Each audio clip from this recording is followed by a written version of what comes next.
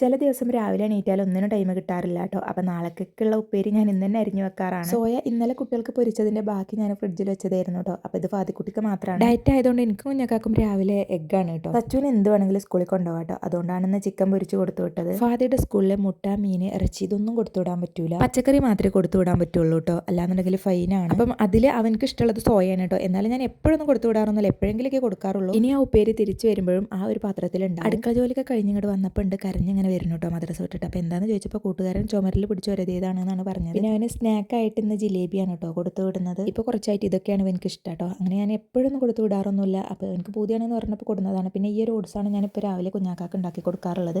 മധുരമൊന്നും ഇടില്ല, ജസ്റ്റ് കുറച്ച് ഉപ്പിടുക, കുറച്ച് പാല്, പിന്നെ ഇതൊരു 2-3 സ്പൂണും കൂടെ ഇടും. എന്നിട്ട് ഇത് നല്ലപോലെ ഒന്ന് കുറുക്കിയെടുക്കും. ഓട്സ് കഞ്ഞി എന്നൊക്കെ പറയും. ഇതാണ് ഇതിൻ്റെ ഒരു പാകം. ഡെയിലി തന്നെ ആക്കിയിട്ടേ രാവിലെ മൂപ്പർക്ക് മടുക്കാൻ തുടങ്ങിയിട്ടുണ്ട് കേട്ടോ. ഒമറ്റ് ചെയ്യാൻ വരികയാണ്, ഇനി ഇത് നിർത്തിക്കോ, ചപ്പാത്തി മതി എന്നൊക്കെ പറയുന്നുണ്ട് കേട്ടോ. പക്ഷേ ഞാൻ ചപ്പാത്തി രാവിലെ കൊടുക്കാത്തത് രാത്രി ചപ്പാത്തി തന്നെയാണ് കഴിക്കാറ്. ഈ കറുത്ത സാധനങ്ങളൊന്നും മൈൻഡ് ചെയ്യാണ്ട് കേട്ടോ. അതൊക്കെ അതിലുള്ള ഒരു സീഡ്സ് ആണ്. ഈ ഒരു പരിവാകുമ്പോൾ നമുക്കിതൊരു പ്ലേറ്റിലേക്ക് ഒഴിക്കാം. എന്നിട്ട് നല്ലപോലെ ചൂടാറുമ്പോൾ, നല്ലപോലെ ചൂടാറണ്ട, അത്യാവശ്യം ചൂടാറുമ്പോൾ കഴിക്കാം കേട്ടോ. അല്ലാന്നുണ്ടെങ്കിൽ നല്ലപോലെ നമുക്കിത് മടുക്കും. അപ്പം കുട്ടികൾ കഴിക്കുന്നത് കുഞ്ഞാക്ക് കഴിക്കൂല. അപ്പോൾ രണ്ടുപേരുടെയും ഐറ്റംസും കാര്യങ്ങളൊക്കെ കഴിഞ്ഞ് 10 മണിയാകുമ്പോഴേക്കും നമ്മളൊരു പരുവത്തിലായിട്ട് ഇതൊക്കെ ഉണ്ടാക്കിയാലും ഉച്ചക്കൊക്കെ നമ്മൾ വേറെ ഉണ്ടാക്കണമല്ലോ. പിന്നെ അതിൻ്റെ ഒരു തത്രപ്പാടിലായിരിക്കും. അതൊക്കെ കഴിഞ്ഞ് വൈകുന്നേരം ആയപ്പോഴേക്ക് ഫാദിക്കുട്ടിനെ കൊണ്ടുവരാനുള്ള ഒരു ടൈമായി. ബസ് അതിൻ്റെ മുന്നിൽ കൂടി വരായിട്ടൊന്നുമല്ല കേട്ടോ. അവനക്ക് അവിടെ നിന്ന് ബസ് കയറുന്നതും ഇറങ്ങുന്നതൊക്കെയാണ് അവനിഷ്ടം. അപ്പോൾ അവൻ്റെ ഇഷ്ടം നോക്കിയിട്ടാണ് ഞാൻ അവിടെ ഇറക്കലും കയറ്റലും. അവൻ്റെ കൂടെ കൂട്ടിൻ്റെ കുട്ടിയും കൂടി ഉണ്ട്. അവൻ്റെ കൂടെ ഇറങ്ങുന്നതും കയറുന്നതും അവനക്ക് ഭയങ്കര ഇഷ്ടമാണ് കേട്ടോ. അപ്പോൾ അതുകൊണ്ടാണ് അവിടെ കൊണ്ടുപോയാക്കുന്നത്. വന്ന ചായയും കടിയൊക്കെ കൊടുത്തതിന് ശേഷം ഞാൻ മൈലാഞ്ചി ഇടാൻ നിന്നതാണ് കേട്ടോ. കുറച്ച് അരച്ച മൈലാഞ്ചിയും പിന്നെ എന്നോ പണ്ട് കൊടുന്ന് വെച്ചൊരു ട്യൂബും ഉണ്ടായിരുന്നു. അത് രണ്ടും കൂടെ മിക്സ് ചെയ്തിട്ടാണ് ഇടുന്നത്. അപ്പോൾ പുറത്തിറക്കി ഏകദേശം കല്ലൊക്കെ ഇന്ന് തറയിലോട്ട് മാറ്റിയിട്ടുണ്ട് കേട്ടോ. ഇന്ന് 2 പണിക്കാരുണ്ടായിരുന്നു. അപ്പോഴേക്കും നമുക്ക് പാറപ്പൊടിയൊക്കെ വന്നിട്ടുണ്ടായിരുന്നു. അപ്പോൾ പണിക്ക് ഒപ്പം കുഞ്ഞാക്കല്ലെങ്കിലും നമ്മുടെ മുരളിയേട്ടനാണ് നമ്മളിതിൻ്റെ എല്ലാ കോൺട്രാക്ടറും കരാറും കാര്യങ്ങളൊക്കെ കൊടുത്തിട്ടുള്ളത് കേട്ടോ.